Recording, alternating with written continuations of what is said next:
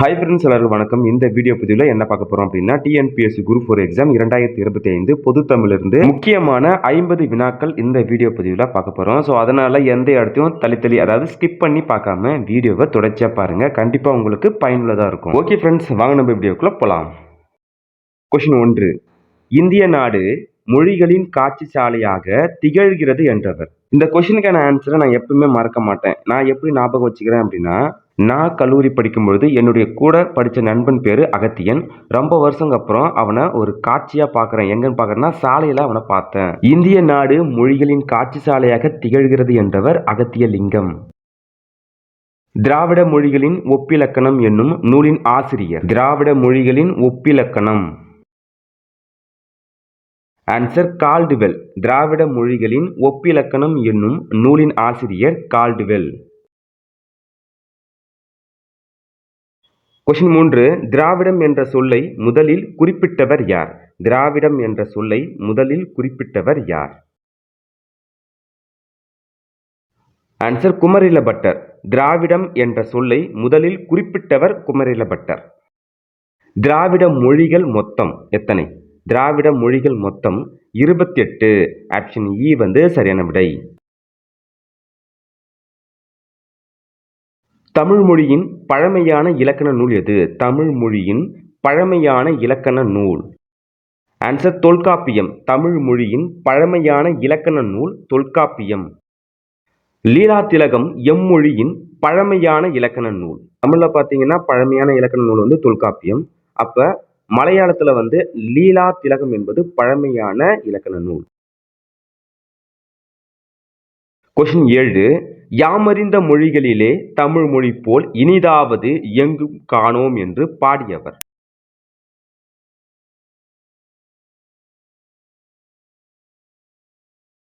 பாரதியாரா பாரதிதாசனான்னு குழப்பம். பாரதியார். யாமறிந்த மொழிகளிலே தமிழ் மொழி போல் இனிதாவது எங்கும் காணோம் என்று பாடியவர் பாரதியார். சென்றியூ என்பது தமிழ் இலக்கியத்தின் வடிவம். ஆன்சர் கவிதை. சென்றியூ என்பது தமிழ் இலக்கியத்தின் கவிதை வடிவம். நிகரில்லா காப்பிய பூவனங்கள் உன் நெஞ்சம் நடத்தும் ஊர்வலங்கள் என்றவர்.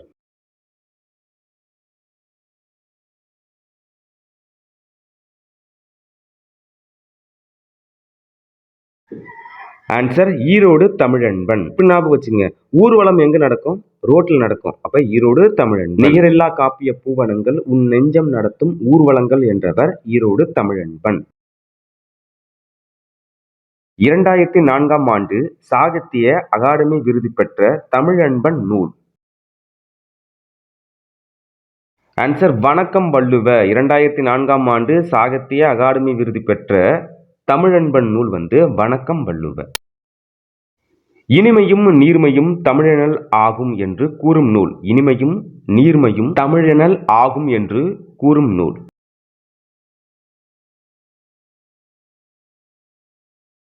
ஆன்சர் பிங்கள நிகண்டு. இனிமையும் நீர்மையும் தமிழெனல் ஆகும் என்று கூறும் நூல் பிங்கள நிகண்டு. அடுத்த கொஸ்டின். உலக தாய்மொழி நாள். உலக தாய்மொழி நாள். ஒரு பெண்ணு கல்யாணம் பண்ணி தாயாகிறான்னா எத்தனை வயசுல ஆகலாம்? 21 வயசு. சும்மா ஞாபகம் வச்சுங்க. இப்படி பிப்ரவரி 21. உலக தாய்மொழி நாள் பிப்ரவரி 21. ஒரு பூவின் மலர்ச்சி ஒரு குழந்தையின் புன்னகை புரிந்து கொள்ள அகராதி தேவையில்லை என்றவர். இந்த கொஸ்டின் பார்த்தீங்கன்னா அடிக்கடி கேட்குற கொஸ்டின் இது. ஆன்சர் எதுவாக இருக்குன்னு சொல்லிட்டு சும்மா கெஸ் பண்ணுங்க. கரெக்டான ஆன்சர் பார்த்தீங்கன்னா தமிழன்பன். ஒரு பூவின் மலர்ச்சி ஒரு குழந்தையின் புன்னகை புரிந்து கொள்ள அகராதி தேவையில்லை என்றவர் தமிழன்பன். தமிழ் விடுதூது எந்த இலக்கியத்தை சார்ந்தது? தமிழ் விடுதூது சிற்றிலக்கியம். தமிழ் விடுதூது சிற்றிலக்கியம் வகையை சார்ந்தது. மதுரை சொக்கநாதர் மீது காதல் கொண்ட பெண் ஒருத்தி பாடுவதாக அமைந்த நூல். சரியான விடை என்னவா இருக்கும்னு சொல்லிட்டு கொஞ்சம் யோசிச்சு பாருங்க.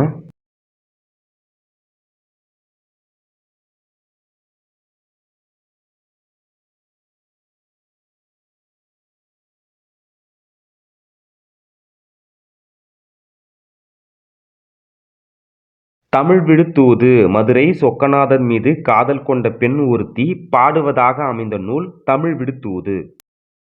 தமிழ் விடுதூது நூலை பதிப்பித்தவர். தமிழ் விடுதூது நூலை பதிப்பித்தவர் யார்? உவே சாமிநாதர். உவே சாமிநாதர். தமிழ் விடுதூது நூலை பதிப்பித்தவர் உவே சாமிநாதர். தமிழ் விடுதூது நூலின் ஆசிரியர். அந்த நூலுடைய ஆசிரியர் யார்? ஆசிரியர் பெயர் கண்டறியப்படவில்லை. அதாவது எதுவும் இல்லை. தமிழ் விடுதூது நூலின் பாட்டுடை தலைவன் யார்? இப்பதான் படிச்சோம் இல்லையா? மதுரை சொக்கநாதர். தமிழ் விடுதூது நூலின் பாட்டுடை தலைவர் மதுரை சொக்கநாதர். தமிழ் விடுதூது நூலை பதிப்பித்த ஆண்டு. பதிப்பித்தவர் உவே சாமிநாதர். பதிப்பித்த ஆண்டு என்ன? 1930. தமிழ் விடுதூது நூலை பதிப்பித்த ஆண்டு 1930. தமிழ் விடுதூது நூலில் உள்ள கன்னிகள். அந்த தமிழ் விடுதூது நூலில் உள்ள கன்னிகள் எவ்வளவு? 268. 268. தமிழ் விடுதூது நூலில் உள்ள கன்னிகள் 268. பெண்மையை முதன்மைப்படுத்தும் புரட்சி காப்பியம். பெண்மையை முதன்மைப்படுத்தும் புரட்சி காப்பியம். சிலப்பதிகாரமா மணிமேகலையா? மணிமேகலை. ஆப்ஷன் இ சரியான விடை. மணிமேகலையின் காதைகள். மணிமேகலையின் காதைகள் என்ன வரும்? 30. ஆப்ஷன் ஆ சரியான விடை. காவடி சிந்தின் தந்தை என அழைக்கப்பட்டவர். காவடி சிந்தின் தந்தை என அழைக்கப்பட்டவர் சென்னிக்குளம் அண்ணாமலையார். சென்னிக்குளம் அண்ணாமலையார். அண்ணாமலையார் டேஸ் நூற்றாண்டை சேர்ந்தவர். அண்ணாமலையார் டேஸ் நூற்றாண்டை சேர்ந்தவர். ஆன்சர் 19ஆம் நூற்றாண்டு. அண்ணாமலையார் 19ஆம் நூற்றாண்டை சேர்ந்தவர். திருப்புகழை அருளியவர். திருப்புகழை அருளியவர். திருப்புகழை அருளியவர் அருணகிரியார். ஆப்ஷன் ஆ சரியான விடை. அருணகிரியாரின் திருப்புகழ் தாக்கத்தால் விளைந்த சிறந்த சந்த இலக்கியம். ஆன்சர் காவடி சிந்து. அருணகிரியாரின் திருப்புகழ் தாக்கத்தால் விளைந்த சிறந்த சந்த இலக்கியம் காவடி சிந்து. தமிழில் முதலில் வண்ண சிந்து பாடியவர். தமிழில் முதலில் வண்ண சிந்து பாடியவர். ஆன்சர் அண்ணாமலையார். தமிழில் முதலில் வண்ண சிந்து பாடியவர் அண்ணாமலையார். அண்ணாமலையார் டேஸ் அவையில் அரசவை புலவராக இருந்தார்.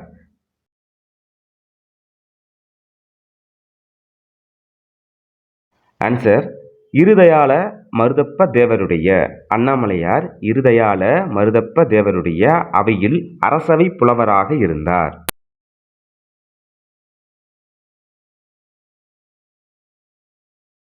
அண்ணாமலையார் ஊற்றுமலைக்கு சென்றபோது வயது. அண்ணாமலையார் ஊற்றுமலைக்கு சென்றபோது வயது. ஆன்சர் 18. அண்ணாமலையார் ஊற்றுமலைக்கு சென்றபோது வயது 18. ஸ்வத்தம்பம் என்பதன் பொருள். ஸ்வத்தம்பம் என்பதன் பொருள்.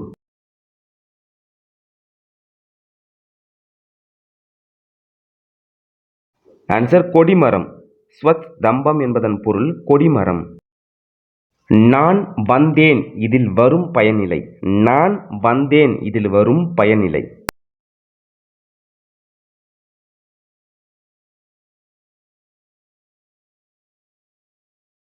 ஆன்சர் வினை பயனிலை. நான் வந்தேன் இதில் வரும் பயனிலை வினை பயனிலை. வந்தேன் என்பது ஒரு வினை.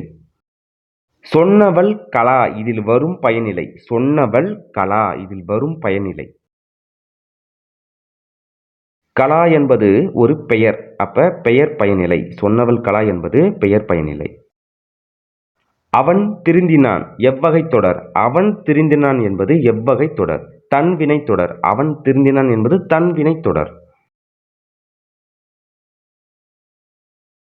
பகுப்பத உறுப்புகள் எத்தனை வகைப்படும்? பகுப்பத உறுப்புகள் எத்தனை வகைப்படும்? பகுப்பத உறுப்புகள் 6 வகைப்படும்.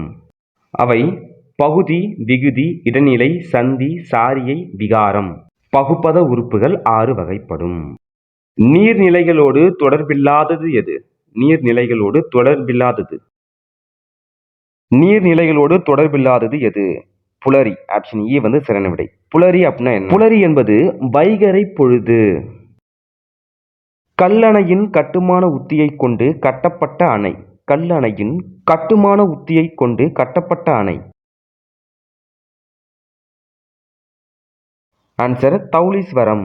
கல்லணையின் கட்டுமான உத்தியை கொண்டு கட்டப்பட்ட அணை தௌலீஸ்வரம். எந்த மாநிலத்தில் இருக்கு? ஆந்திர மாநிலத்தில் இருக்கு. உலக சுற்றுச்சூழல் தினம் கொண்டாடப்படும் நாள். உலக சுற்றுச்சூழல் தினம் கொண்டாடப்படும் நாள்.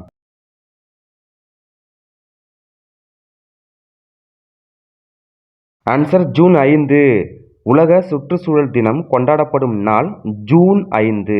நிலமும் மரமும் உயிர்கள் நோயின்றி வாழ வேண்டும் என்னும் நோக்கில் வளர்கின்றன என்று கூறியவர் யாரா இருக்கும்? ஆன்சர் கொஞ்சம் யோசிச்சு பாருங்க.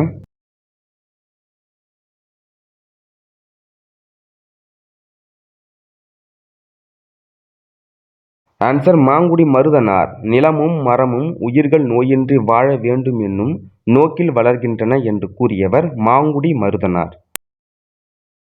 கிராண்ட் அணைக்கட் என்று அழைக்கப்படுவது? Grand anicut. Answer Kallanai. Grand anicut என்று அழைக்கப்படுவது கல்லணை. மாமழை போற்றுதும் என்று போற்றியவர்? மாமழை போற்றுதும். ஆன்சர் இளங்கோவடிகள். மாமழை போற்றுதும் என்று போற்றியவர் இளங்கோவடிகள். பாரதியார் வழித்தோன்றல் பாரதிதாசனின் மாணவர். பாரதியார் வழித்தோன்றல் பாரதிதாசனின் மாணவர். ஆன்சர் கவிஞர் தமிழொலி. மிசை என்பதன் எதிர்சொல். மிசை என்பதன் எதிர்சொல் கீழே. மிசை எதிர்சொல் பார்த்தீங்கன்னா கீழே. பொருந்தாத இணையை தேர்ந்தெடு. பொருந்தாத இணை. மாணிக்கவாசகர் திருவாசகம், திருமூலர் திருமந்திரம், சுந்தரர் தேவாரம், சேக்கிழார். சேக்கிழார் எந்த நூலை இயற்றினார்? சேக்கிழார் பெரிய புராணம் வரும். அப்ப என்ன கொடுத்துருக்காங்க? திருவிளையாடல் புராணம் கொடுத்துருக்காங்க. அப்ப பொருந்தாதது ஆப்ஷன் இ பொருந்தாதது. சேக்கிழார் பெரிய புராணம். திருவிளையாடல் புராணத்தை இயற்றியவர் பரஞ்சோதி முனிவர். திருத்தொண்டர் திருவந்தாதி பாடியவர் நம்பியாண்டார் நம்பி. பெரிய புராணத்தில் திருநாடு என குறிப்பிடப்படுவது? ஆன்சர் சோழநாடு. பெரிய புராணத்தில் திருநாடு என குறிப்பிடப்படுவது சோழநாடு. திருத்தொண்ட தொகையை பாடியவர்? திருத்தொண்ட தொகையை பாடியவர்?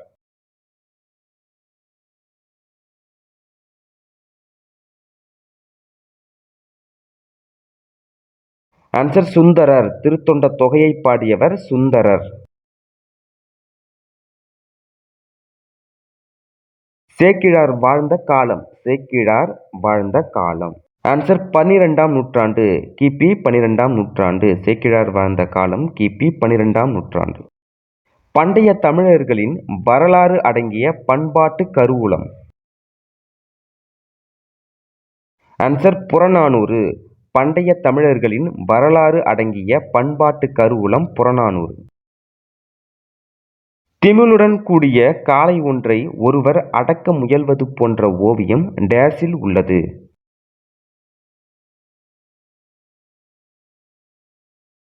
ஆன்சர் கல்லூத்து மேட்டுப்பட்டி. திமிலுடன் கூடிய காளை ஒன்றை ஒருவர் அடக்க முயல்வது போன்ற ஓவியம் கல்லூத்து மேட்டுப்பட்டியில் உள்ளது. கடைசி கொஷின், 50வது கொஷின். காளை சண்டையை தேசிய விளையாட்டாக கொண்ட நாடு?